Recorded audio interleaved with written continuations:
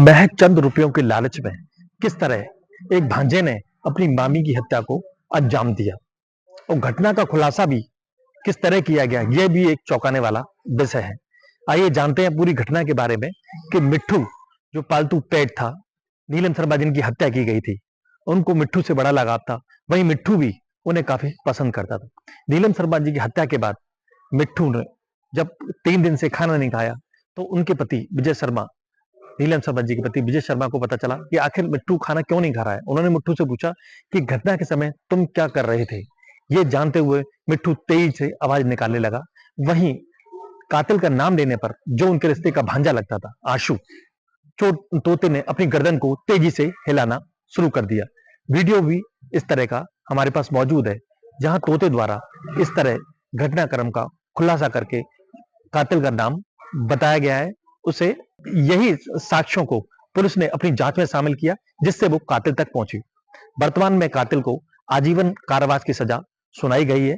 Jail की सलाखों के पीछे अभी आशु और उसका दोस्त मैसी मौजूद है। आइए जानते हैं पूरे घटनाक्रम के बारे में उनकी बेटी निवेदिता से कि कैसे घटना को अंजाम दिया गया और क्या स्थितियां रही। मेरा नाम निवेदिता है, मैं नीलम शर्मा जी की बेटी हूँ।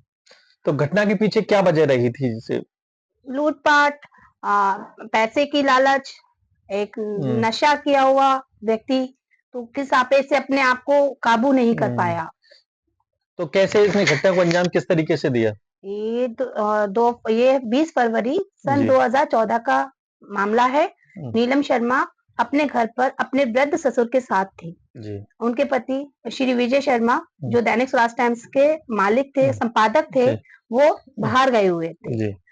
उनके साथ मैं भी गई हुई थी और मेरा भाई भी गया हुआ था शादी में। हम रात के 12 बजे जब घर पर लौटते हैं तो हम उस समय घर में कौन कौन था? मेरी माता जी, मेरी मदर, मेरे दादाजी, नीलम शर्मा जो बता रहे हैं, नीलम दादाजी, आनंद शर्मा जी आपके दादाजी उस समय घर में अकेले मौजूद थे।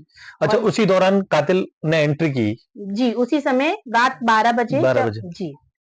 तो उनके साथ कोई और भी था? कातिल के साथ कोई? हाँ, उसका एक दोस्त था, मित्र था, रोनी मैसी। तो कैसे घर में कैसे घुसे और किस तरीके से उन्होंने हत्या की? घर में नीचे से बाहर से ताला लगा हुआ था। मम्मा घर पे अकेली थी तो हम लोग बाहर से लॉक कर जाते थे और चाबी उनको दे जाते थे कि कोई भी बात हो या हो तो खुल जाएगा। तो उसने उसी तरह से वो आया था तो मम्मी ने अपना रिश्तेदार भांजा समझ के उसको चाबी दे दी, जिससे वो घर पर एंटर्स कर गया। तो अंदर आने के बाद जैसे कि वो बैठा है, मम्मी ने उसे पानी दिया है, बाबा से नमस्ते हुई है उसकी, उसके बाद उसने घटना को अंजाम दिया। तो पूरे घटनाक्रम को अंजाम दिया गया, लेकिन कातिल नहीं पता था कि कौन है। अब किस तरह कातिल का पता चलता है तोते द्वारा, आइए जानते हैं। तो कैसे तोते ने बताया पुलिस को? जब हमारा पालतू एक तोता था, यानी कि वो 28 साल से हमारे ही घर में हमारे साथ रह रहा था, एक छोटे भाई की तरह, जो मेरी माँ को अपनी माँ की तरह ऐसा करता था कि उनके पास बैठना, उनको बिंदी खींचना, उन्हें प्यार करना, जैसे एक बच्चा रहता है ना, उसी तरीके से वो रहता था। तो पापा ने दुखी हो गए। पापा प्यार से मिट्ठू बोलते थे, पापा बोलते हैं मिट्ठू। वो नीलम शर्मा को, अपनी पत्नी को, नीरू भी बोलते थे। तो उन्होंने कहा मिट्ठू, नीरू को मार रहे थे तो तेरे को पता नहीं चला? तो बोला नहीं। वो बहुत जोर से पहले चुप ही रहा, फिर इतनी जोर जोर से चिल्लाया कि मतलब पापा को संदेह हो गया कि कोई ना कोई बात है जिसकी वजह से ये एकदम चिल्ला रहा है, ये परेशान है, ये कुछ कहना चाहता है। पापा ने बहुत प्यार से उसे अकेले कमरे में बैठ के उससे बात की, उसे प्यार दिया। तब वो थोड़ा सा रिलैक्स फील, जैसे होता है ना एकदम हमारे भाग निकलती है तो हम कुछ बोलते हैं, तो उस तरीके से उसने ऐसे बोला। पापा ने बोला कौन था? आशु आया था। कौन आया था? जैसे ही पापा ने उसके नाम आशु नाम बोला तो वो इतना जोर जोर से चिल्लाता है और अपनी गर्दन हिला के कहता है हाँ हाँ हाँ।